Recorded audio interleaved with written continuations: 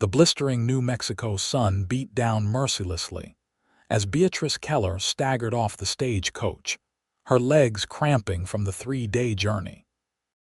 White oaks appeared before her like a mirage, wooden storefronts rising from the dusty street, horses tied to hitching posts, and the distant clanking of piano keys floating from a saloon. The year was 1881, and she was as far from Boston as she'd ever been in her 22 years of life. "Last stop, White Oaks," the driver called, tossing down her weathered carpetbag. The leather case hit the ground with a thud, sending up a small cloud of dust. Beatrice reached for it, wiping sweat from her brow with her free hand. Her once pristine blue traveling dress was now wrinkled and stained with the grime of travel. Clutching the letter from her uncle in one gloved hand, she scanned the bustling Main Street. Uncle Thomas had written that White Oaks was booming. Gold had been discovered in the nearby Jicarilla Mountains, and the previously sleepy settlement had exploded with prospectors, merchants, and those hoping to make their fortune. Thomas Keller had been among them, staking a claim that he'd written was showing promise. His last letter had invited her to join him, mentioning that White Oaks had become civilized enough for a young lady like herself. With both her parents gone, her father to consumption and her mother to grief shortly thereafter, and the family savings dwindling, Beatrice had sold what remained of their possessions and purchased a ticket west. Now, standing in the unfamiliar street, doubt crept in. The journey had taken longer than expected. She'd written to her uncle with her arrival date, but that had been weeks ago. Would he be waiting? Beatrice scanned the faces of those milling about the station. No one resembled the faded photograph of Uncle Thomas she carried. "Miss, you look a mite lost." A weathered man with a sheriff's badge approached. "Can I help you find your way?" "I'm looking for Thomas Keller," Beatrice said, adjusting her hat. "He's my uncle. He has a claim in the hills." The sheriff's expression changed, his eyes softening with unmistakable pity. "Thomas Keller, you say?" A cold feeling settled in Beatrice's stomach. "Yes, do you know him?" "I'm sorry to tell you this, miss, but Thomas Keller passed 3 weeks ago. Cave in at his mine." He removed his hat respectfully. It was quick, if that's any comfort. The world seemed to tilt beneath her feet. Beatrice reached for the nearby post to steady herself. "I see," she managed, though her voice sounded distant to her own ears. "Thank you for telling me. Did you come all the way from back east? You have other family here?" She shook her head. "No. Just my uncle." The sheriff replaced his hat. "There's a women's boarding house run by Widow Patterson on Spruce Street. Decent place for a lady on her own. I'd be happy to point you in that direction." With no better options presenting themselves, Beatrice nodded. "That would be most appreciated, Sheriff. Dawson, Sheriff Harold Dawson." He pointed down the street. "2 blocks that way, turn right. White house with green trim, can't miss it." With a mumbled thanks, Beatrice collected herself and her bag and trudged in the direction indicated.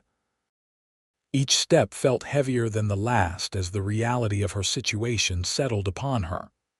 Uncle Thomas was gone. She was alone in a frontier town with no connections, limited funds, and no clear path forward. The women's boarding house appeared just as Sheriff Dawson had described, a tidy 2-story structure with fresh paint and curtained windows. Compared to the rough-hewn buildings surrounding it, it looked almost civilized. Beatrice climbed the porch steps and knocked on the door. After a moment, it swung open to reveal a tall, thin woman with steel-gray hair pulled into a severe bun. Her high-necked black dress and pinched expression suggested someone who found little joy in life. "Yes?" the woman asked, her gaze sweeping critically over Beatrice's travel-worn appearance. "Good afternoon. I'm Beatrice Keller. I've just arrived in White Oaks and require lodging. Sheriff Dawson directed me here." "I see." The woman's lips thinned further. I am Mrs. Patterson. This establishment is for respectable women only. Do you have references?" Beatrice blinked in surprise. "References? I'm afraid I don't. I've come from Boston to join my uncle, but I've just learned he's passed away." "Thomas Keller was your uncle?" Mrs. Patterson's expression darkened. "The miner who died in that cave-in?" "Yes, that's right, Mrs." Patterson stepped back slightly, blocking the doorway more completely. "I'm afraid I cannot accommodate you, Miss Keller." "I beg your pardon. This boarding house maintains certain standards. Your uncle was known to keep company with unsavory elements. Indians, Mexicans." She sniffed. "I've heard rumors he even sympathized with the Lincoln County troublemakers." Beatrice's cheeks burned with indignation. "I assure you, Mrs. Patterson, I am a respectable woman. Whatever my uncle's associations, they have no bearing on my character." "Perhaps not, but White Oaks is a small town with a long memory. The Keller name has certain associations now." Mrs. Patterson's tone left no room for argument. "I suggest you try the hotel on Main Street, though I doubt a young woman of your circumstances could afford their rates for long." Before Beatrice could respond, Mrs. Patterson stepped back and closed the door firmly in her face. Stunned, Beatrice remained on the porch for several moments. The heat seemed more oppressive now, the sun's glare harsher. She'd come all this way, spent nearly everything she had, only to find herself stranded and unwelcome. Hefting her bag once more, she descended the steps and started back toward Main Street. Her throat felt tight with unshed tears, but she refused to break down in public. There had to be another option. The hotel, as Mrs. Patterson had suggested, was beyond her means. $10 a night would deplete her remaining funds within a week. The saloons offered rooms, but a respectable woman couldn't consider such accommodations without ruining what remained of her reputation. As evening approached, Beatrice found herself sitting on a bench outside the general store, trying to gather her thoughts. Hunger gnawed at her stomach. She hadn't eaten since a meager breakfast on the stage coach. "You look like you could use some help." The deep voice startled her. Beatrice looked up to find a tall man watching her with concerned blue eyes. His face was tanned from the sun, with the beginnings of a beard shadowing his jaw. Though he wore the dusty clothes of a working man, there was something in his bearing that spoke of confidence and capability. "I'm fine, thank you," she responded automatically, though it was clearly untrue. He smiled slightly. "No offense, madam, but you don't look fine. You look like someone who's had a mighty rough day." He removed his hat, revealing dark hair with a slight wave to it. "Isaac Miller, I ranch outside of town." Propriety dictated she shouldn't speak to a strange man, but propriety seemed a distant concern given her circumstances. "Beatrice Keller. I arrived today from Boston." Recognition flickered in his eyes. Keller. Any relation to Thomas Keller? Her heart sank. If this man knew her uncle as Mrs. Patterson had, perhaps he too would judge her unfavorably. "He was my uncle," she admitted. "I've just learned of his passing." To her surprise, Isaac's expression softened with genuine sympathy. "I'm sorry to hear that.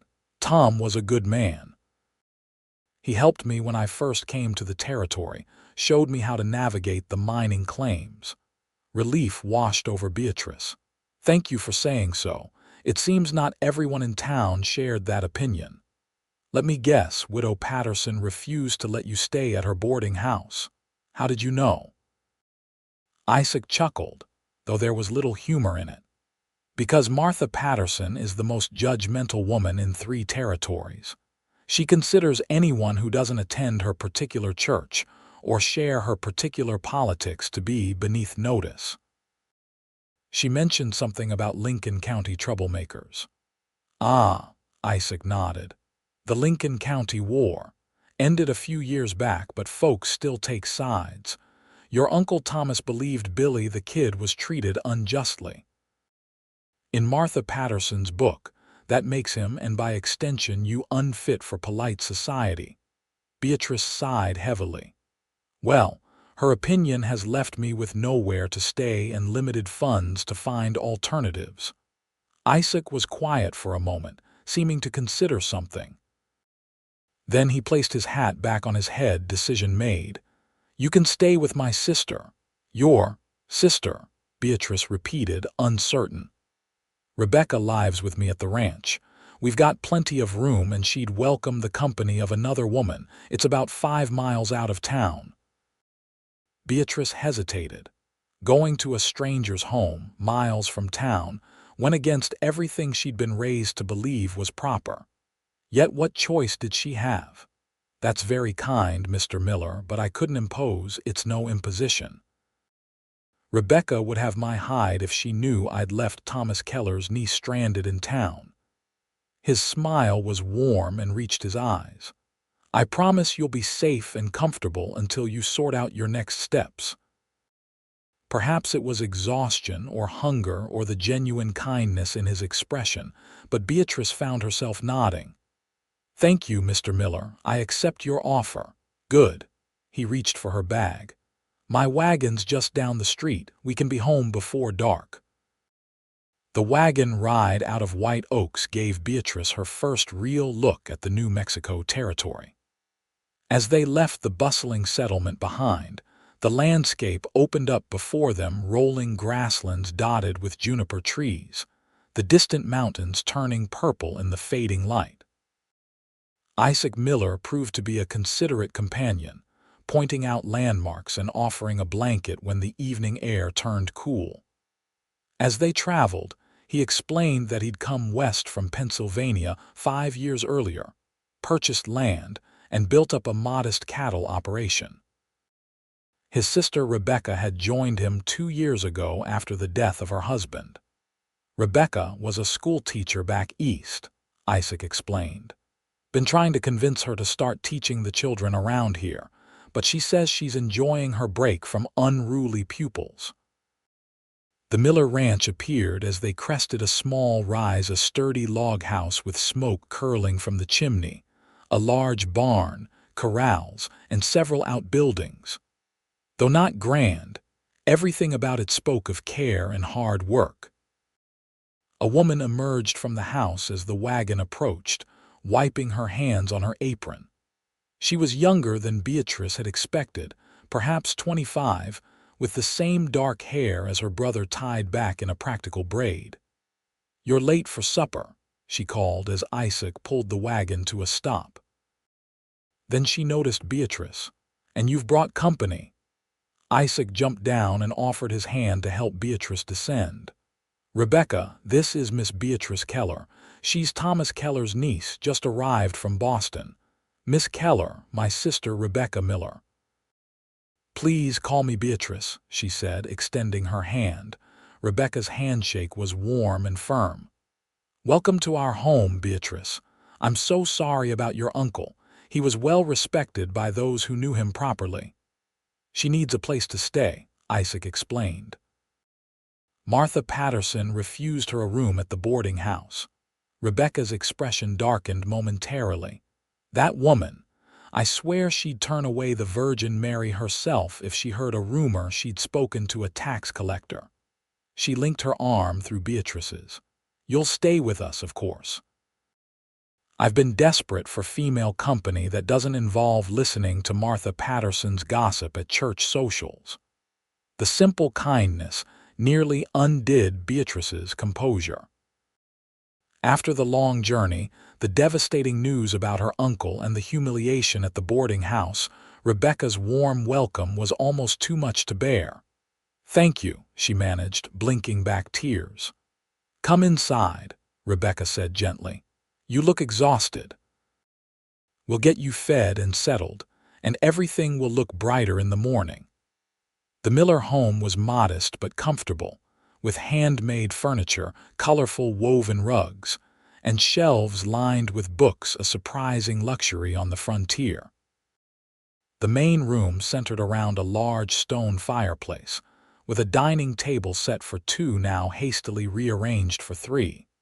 After the most satisfying meal Beatrice had eaten in days, rabbit stew, fresh bread, and preserved peaches, Rebecca showed her to a small but clean bedroom.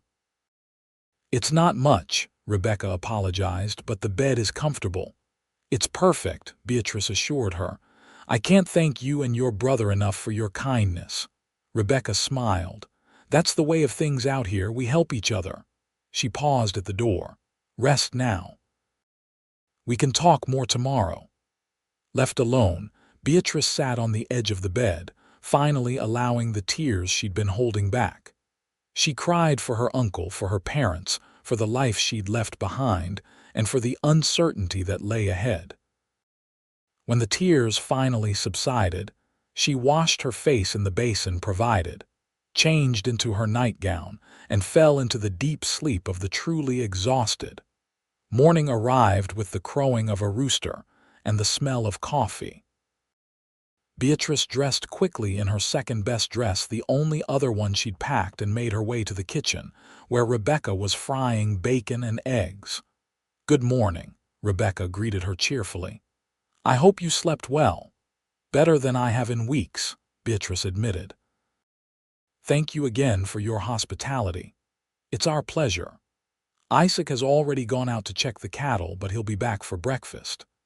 As if summoned by his name, the door opened, and Isaac entered, bringing with him the smell of fresh air and leather. Seeing Beatrice, he removed his hat and nodded.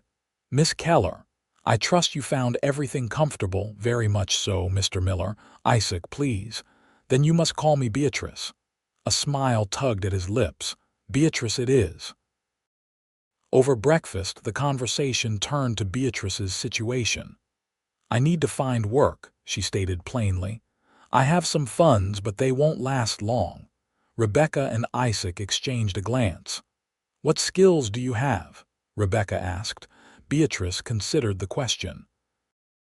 "I was educated at Miss Porter's school for girls.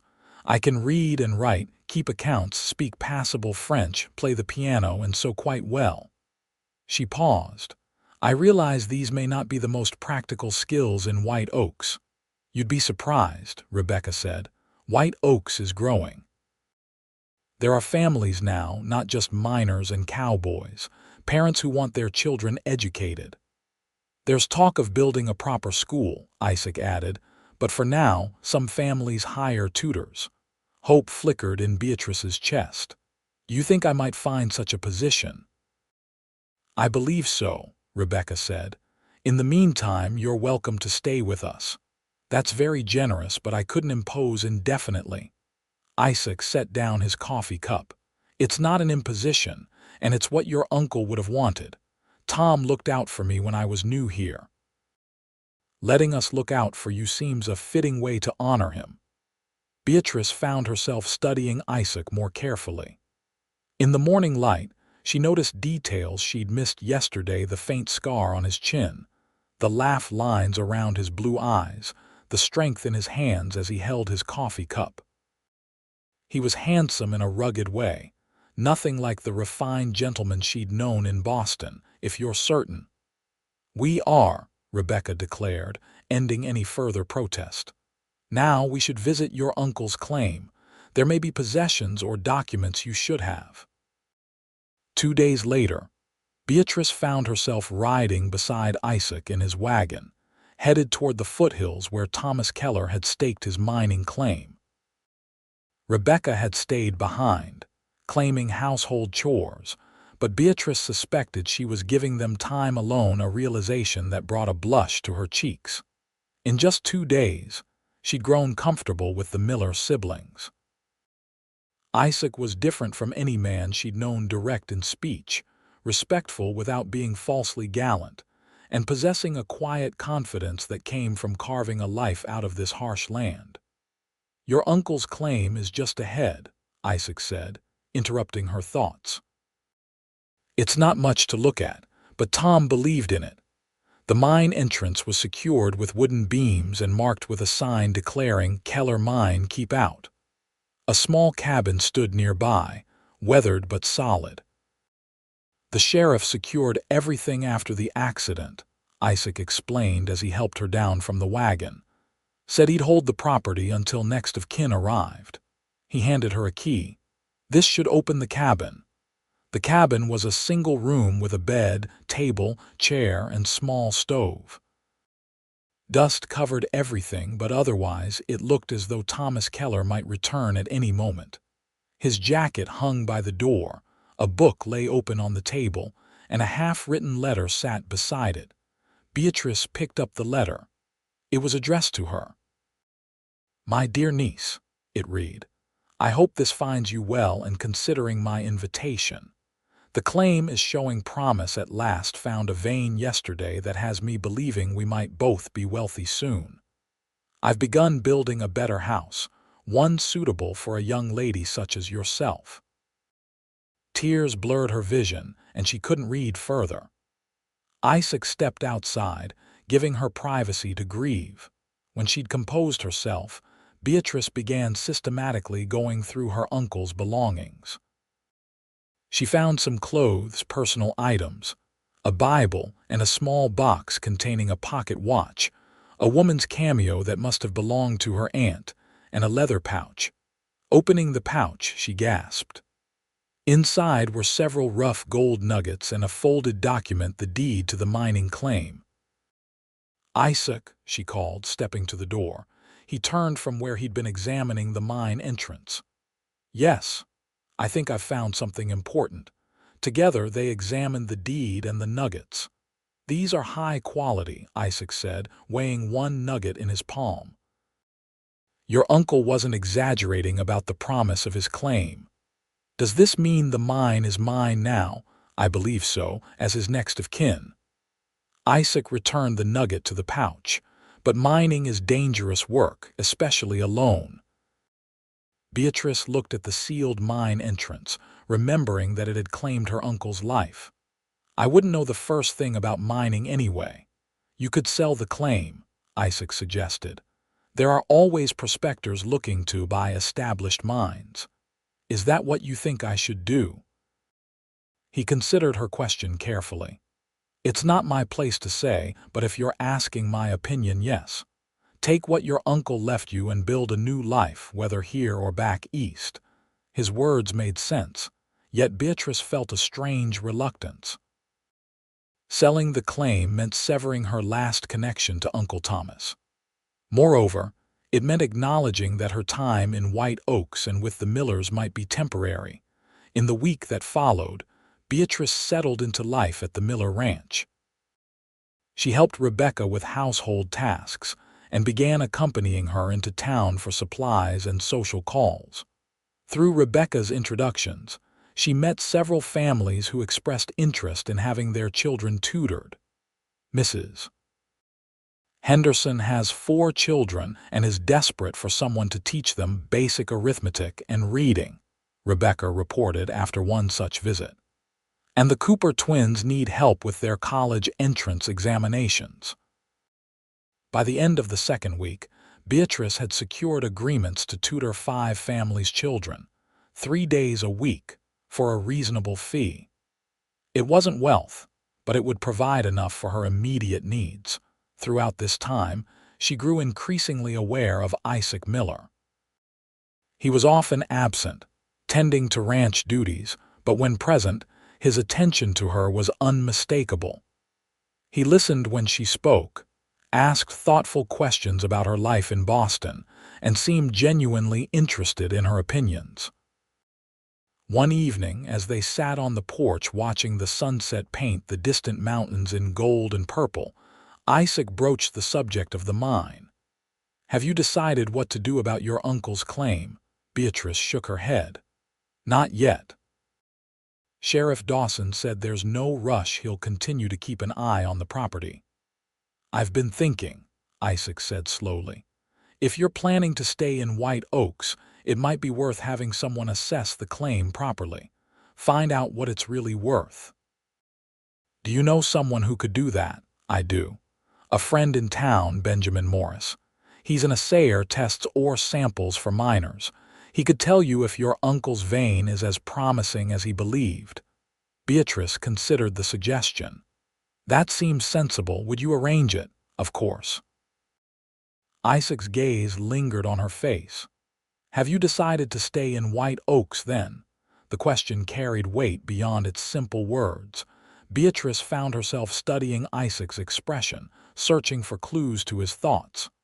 I'm beginning to think I might, she said carefully. I seem to be building a life here, however, unexpectedly. Something like relief crossed his features. I'm glad to hear it. The moment stretched between them, full of unspoken possibilities. Then Rebecca called from inside about supper, breaking the spell. The following day, Benjamin Morris accompanied them to the Keller mine. He was a thin, precise man with spectacles and a methodical approach that inspired confidence. After examining the mine entrance, he collected samples from the vein Thomas Keller had been working when the accident occurred. I'll need a day or two to test these properly, he explained, carefully storing the samples in labeled pouches. But I can tell you this much: these show promising color. 2 days later, his assessment arrived by messenger. The ore samples contained gold of significant quality.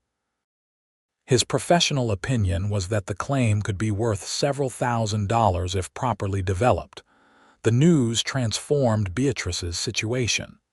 She was not wealthy, but neither was she destitute. She had options now, including the means to return east if she chose. That evening she found Isaac alone in the barn, repairing a saddle. The lantern light cast his features in warm gold and shadow. Rebecca said I'd find you here, Beatrice said, stepping into the barn. Isaac looked up, surprise giving way to a smile. Did she now? He set aside his tools. Did you need something? I wanted to thank you for arranging the assessment. Mr. Morris's report was quite favorable, I heard. Congratulations are in order. Beatrice moved closer, settling on a hay bale near him. I've been thinking about what to do next. And what have you decided? I'm going to sell the claim. Mr. Morris knows a mining company interested in expanding their operations in the area. Isaac nodded, his expression unreadable. That's a practical decision. With the proceeds, I could return to Boston, Beatrice continued, watching him carefully. Or. His head lifted, eyes meeting hers. Or I could stay in White Oaks, perhaps buy a small house in town, continue teaching, build a life here. And which are you leaning toward? Beatrice took a deep breath. Propriety dictated that a lady should not be so forward, but the frontier seemed to have its own rules. That depends in part on you, Isaac. Surprise registered on his face, followed by something warmer. Me? Yes. Her heart pounded, but she pressed on. I've grown fond of White Oaks. Of this land, of your sister. She paused, gathering her courage. And of you. Isaac set the saddle aside completely and moved to sit beside her on the hay bale. His proximity sent her pulse racing.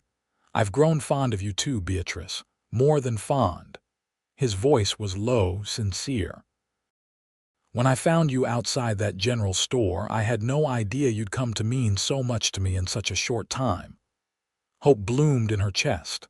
So you wouldn't object if I decided to stay? Object, he chuckled softly. Quite the opposite, I'd be very pleased. Their eyes held, the moment stretching between them.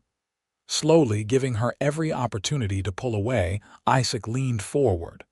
When she didn't retreat, he closed the distance, pressing his lips gently to hers. The kiss was brief, sweet, and full of promise. When they separated, Beatrice felt her cheeks flush with warmth. I should go back to the house, she murmured, though she made no move to leave. You probably should, he agreed, equally stationary. Rebecca will wonder where you've gone. I doubt that very much. I suspect she's been plotting this from the moment you brought me home. Isaac laughed, the sound rich and genuine. My sister does fancy herself a matchmaker. His expression grew more serious. But Beatrice, I want you to know whatever you decide about staying, it should be because it's what you want. not because of me or anyone else. His consideration touched her deeply. I appreciate that, Isaac. But the truth is, I've felt more at home here in these few weeks than I did in Boston after my parents died. This place, challenging as it can be, feels right to me. He took her hand, his calloused fingers gentle around hers. Then I'm very glad Thomas Keller invited his niece to White Oaks, even if he didn't live to see you arrive. In the weeks that followed, Beatrice's life transformed rapidly. The sale of the mining claim was finalized, bringing her a sum that, while not a fortune, provided security and independence. She purchased a small house on the edge of White Oaks, close enough to town for her teaching duties, but with a view of the mountains she'd come to love. Her relationship with Isaac developed steadily. He called on her properly, escorted her to church socials, and gradually introduced her to the rhythms and challenges of ranch life. Rebecca, as Beatrice had suspected, was delighted by their courtship, often finding transparent excuses to leave them alone together. White Oaks itself was changing too. The gold strike continued to bring newcomers, and the town was growing more established. A proper school was under construction, and the town council approached Beatrice about becoming its first teacher when completed. One crisp October afternoon, 6 months after her arrival, Isaac invited Beatrice for a ride to show her a part of his property she hadn't yet seen. They rode toward the foothills, the aspens turning golden in the autumn light. At the top of a gentle rise, Isaac reined his horse to a stop. Below them stretched a small valley, sheltered by hills and fed by a clear stream. "This is beautiful," Beatrice said, taking in the view. "I've always thought so." Isaac dismounted and helped her down from her horse. "I bought this piece of land separate from the main ranch, been saving it." "For what?" He turned to face her, taking both her hands in his. "For a home, a future." His blue eyes were earnest, vulnerable. "Beatrice, I know we haven't known each other long by Eastern standards, but out here we measure time differently." Her heart began to race as she realized where this conversation was heading. "These months with you have been the happiest of my life," Isaac continued. "You're strong, intelligent, and brave, everything I could hope for in a partner." He took a deep breath. "I love you, Beatrice Keller. Would you do me the honor of becoming my wife?" Joy bubbled up within her, bright and unstoppable. "Yes, Isaac. Yes, I will." His smile was brilliant as he pulled a small box from his pocket. Inside was a ring with a modest diamond flanked by 2 small sapphires. "It was my mother's," he explained as he slipped it onto her finger. "Rebecca's been keeping it for me, waiting for this day." "It's perfect," Beatrice whispered, blinking back happy tears. "I love you, Isaac Miller." He drew her into his arms, sealing their engagement with a kiss that spoke of love, promise, and a future together in this wild, beautiful land. The wedding took place in December, in the small White Oaks church decorated with pine boughs and red ribbons for Christmas. Rebecca stood as Beatrice's witness, beaming with joy. The town turned out in force. Even Mrs. Patterson attended, though she sat in the back pew with a pinched expression. After the ceremony, the celebration moved to the town hall, where tables groaned with food contributed by neighbors, and a fiddle player kept everyone dancing well into the night. The new Mr. and Mrs. Miller were toasted repeatedly, wished well by miners and merchants, cowboys and their wives. "Are you happy, Mrs. Miller?" Isaac asked as they swayed together during a slow dance. "Completely," she assured him, still marveling at her new name. "Though I can scarcely believe how much my life has changed in less than a year." "Any regrets about not returning to Boston?" She shook her head. "Not one. This is home now. You are home." Later that night, when they finally retired to Isaac's ranch house, now their home together, Beatrice reflected on the strange twist of fate that had brought her west. Had Mrs. Patterson accepted her at the boarding house, she might never have met Isaac. Her uncle's death, while painful, had ultimately led her to a new family and a love she hadn't known to seek. Spring brought new beginnings. The school building was completed, and Beatrice began teaching 15 children ranging from 6 to 16 years old. She rode to town 3 days a week, returning to the ranch each afternoon to help with chores and prepare dinner with Rebecca, who had taken on more responsibilities with the cattle operation. In May, as wildflowers carpeted the hillsides, Beatrice shared joyful news with her husband. "Isaac," she said one evening as they sat on the porch watching the sunset, "I've seen Dr. Matthews in town today." He turned to her, concern crossing his features. "Are you unwell?" She smiled, taking his hand and placing it gently on her still flat stomach. "Quite the opposite. We're going to have a child sometime in late November." Isaac's expression transformed from concern to wonder. "A baby? We're having a baby, we are," he laughed, pulling her into a careful embrace. "A child, our child." He drew back to look at her face. "How are you feeling? Should you be resting more? Should we tell Rebecca? She'll want to." "Isaac," Beatrice interrupted his excited questions, laughing. "I'm perfectly well. Yes, we should tell Rebecca, and no, I don't need to rest any more than usual yet." His joy was infectious, his protective instincts immediate and endearing. That night, they shared the news with Rebecca, who cried happy tears and immediately began planning what she would teach her niece or nephew. The months that followed were filled with preparations. Isaac set to work adding a nursery to their home, crafting a cradle from pine harvested from their own land. Beatrice continued teaching through the summer, but arranged for a substitute to take over in the fall as her time grew closer. Throughout her pregnancy, Beatrice marveled at the community that had embraced her. Women who had once been strangers brought gifts of baby clothes and blankets. The midwife, Mrs. Sanchez, checked on her regularly and taught her what to expect. Even Mrs. Patterson, whose initial rejection had set Beatrice's new life in motion, sent a surprisingly lovely christening gown with a note acknowledging that perhaps she had judged too hastily.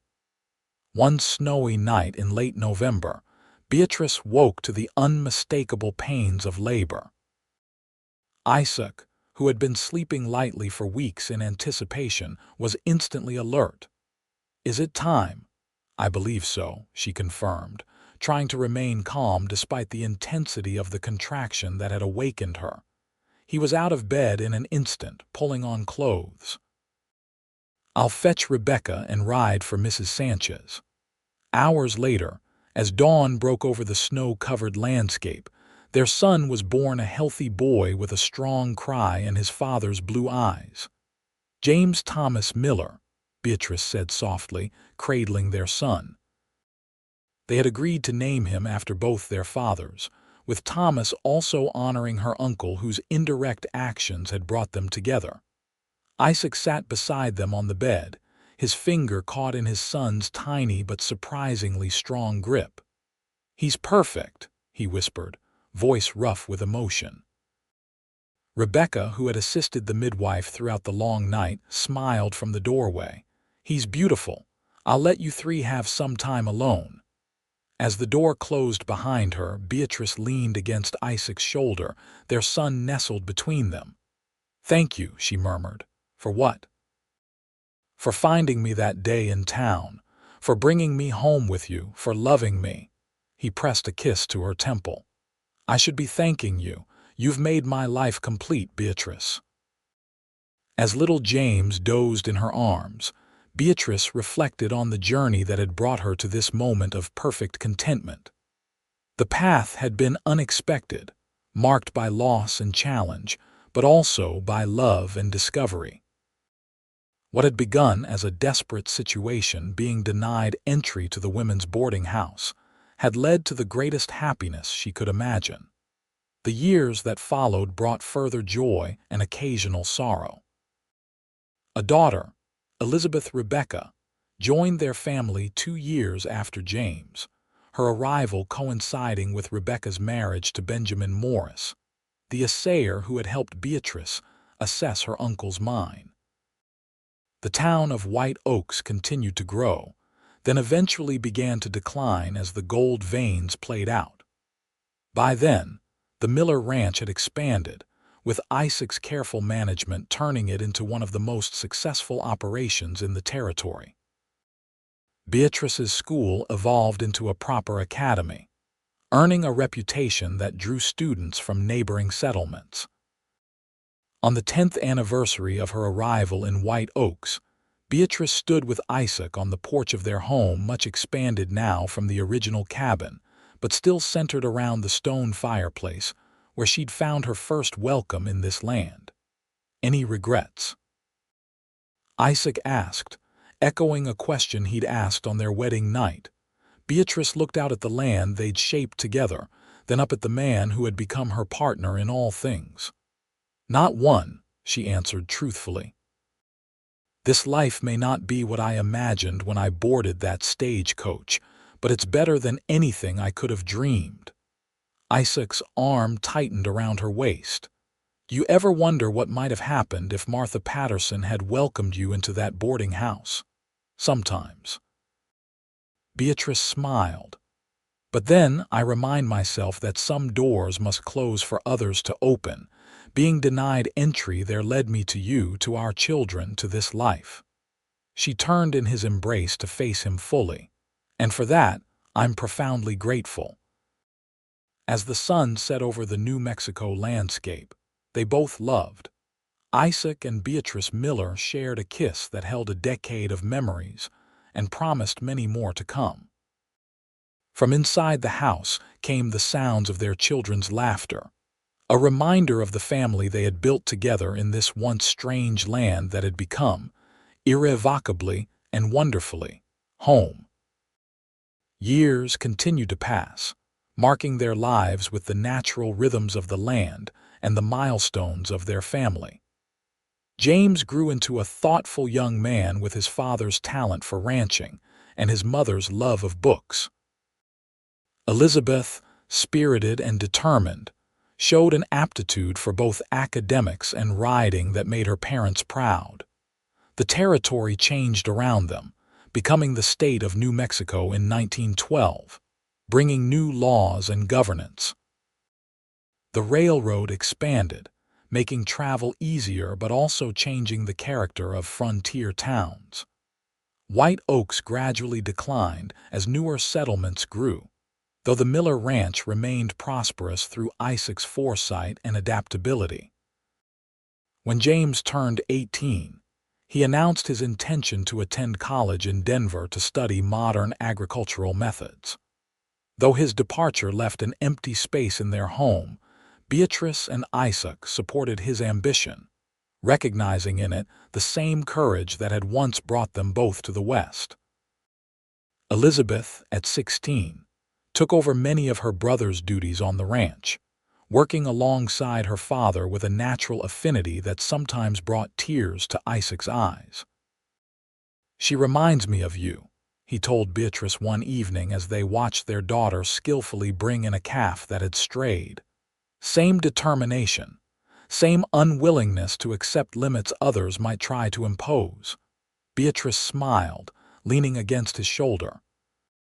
The years had added silver to his dark hair and lines around his eyes, but he remained as handsome to her as he had been that first day in White Oaks.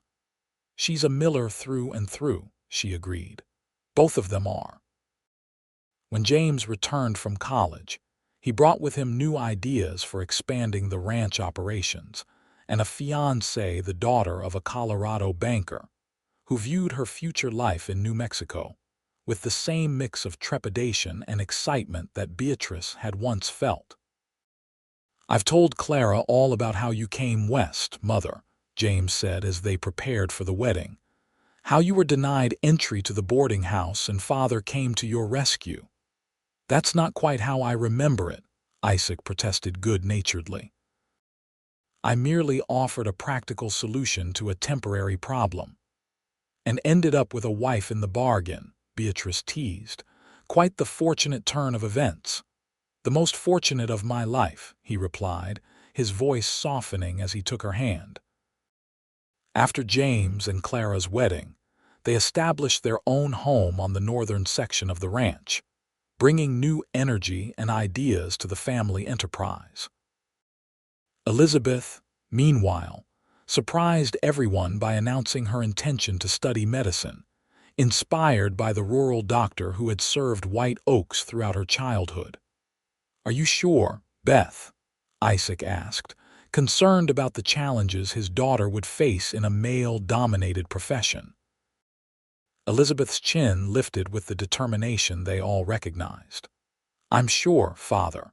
You and Mother taught me that being denied entry somewhere is sometimes just the beginning of finding where you truly belong."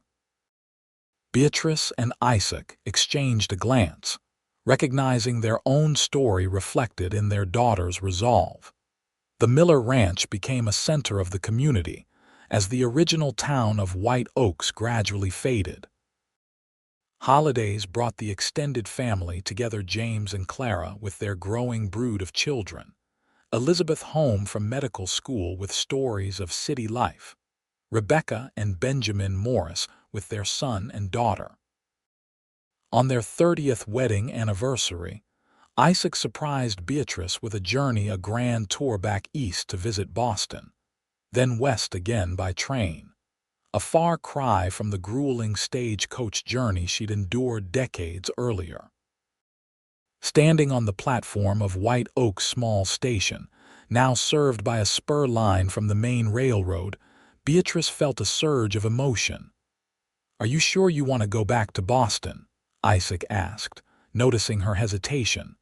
"We could go elsewhere, San Francisco, perhaps, or even Europe." She shook her head.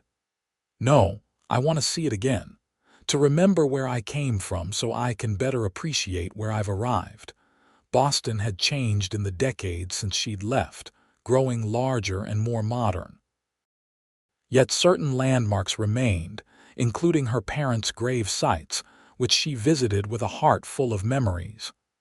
"I wish they could have known you," she told Isaac as they stood beside the well-maintained headstones. "Known our children, seen our life together.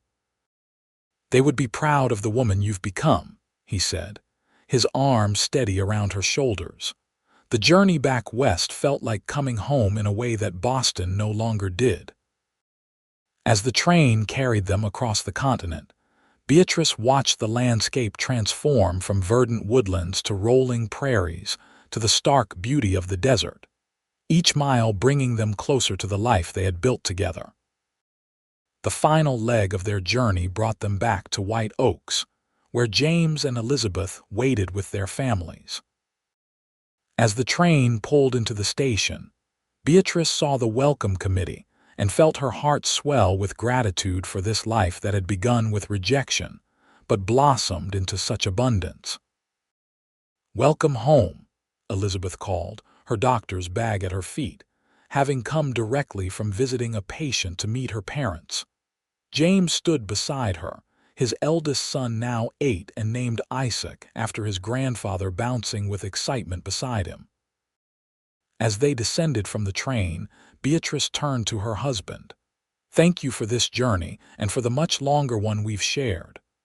Isaac's smile was as warm as it had been 3 decades before. "It's not over yet, my love.